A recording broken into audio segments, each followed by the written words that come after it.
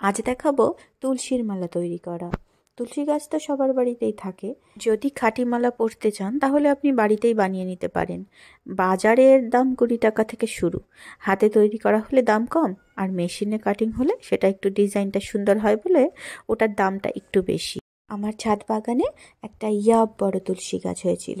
সেই গাছটাকে দেখেই মাথায় এই চিন্তাটা আসলো যে একটা তুলসীর মালা বাড়িতে বানিয়েই পরে দেখা যাক না কেমন হয়। তাই মা যখন আসলো, মাকে দিয়ে কাজটা করিয়েছি।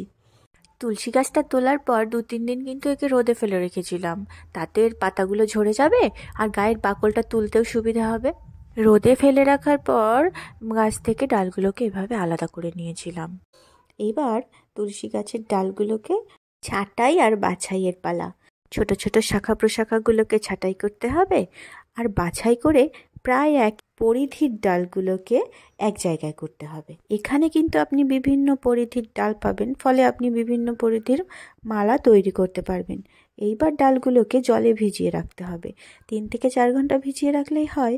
আমি একটা দিন ভিজিয়ে রেখেছিলাম। ভিজিয়ে রাখলে কি হবে, এদের গায়ের যে আবরণ বা বাকল সেটা ওঠাতে সুবিধা হবে। একটা দিন ভিজিয়ে রাখার পর এই কাঠিগুলোর আবরণ ঠিক এইভাবে ছাড়িয়ে নিতে হবে। ভিজিয়ে রাখার ফলে কিন্তু একটু কালো দেখাবে, তাতে সমস্যা নেই। জিনিসগুলো যখন শুকিয়ে যাবে তখন আবার আগের বর্ণ ফিরে পাবে। দেখলেন তো, তুলসীর মালা বানানো কিন্তু খুব একটা কঠিন কাজ নয়। একটু ধৈর্য ধরে আপনাকে বসতে হবে, আর এইভাবে ছোট ছোট টুকরো করতে হবে তুলসী কাঠগুলোর। এখানে আর একটা কথা বলে দিই, এই টুকরোগুলো কিন্তু আপনি যত ছোট করবেন তুলসীর মালাটা দেখতে কিন্তু তত সুন্দর হবে। অর্থাৎ প্রথমে ডাল ভাঙুন, ভাঙার পর একটু ভিজিয়ে রাখুন, রাখার পর ওর আবরণটা তুলে ফেলুন, ফেলার পর এইভাবে ছোট ছোট টুকরো করুন, করে রোদে একটু ভালোভাবে শুকিয়ে নিয়ে এইভাবে মালা গেঁথে ফেলুন। ব্যাস হয়ে গেল তুলসীর মালা তৈরি করা। কোনো ব্যাপারই না, তাই না? অধিকাংশ নবদ্বীপবাসীরাই কিন্তু এভাবে তুলসী কাঠের মালা তৈরি করে আর পাখা বানিয়ে অর্থ উপার্জন করে নিজেদের সংসার চালায়।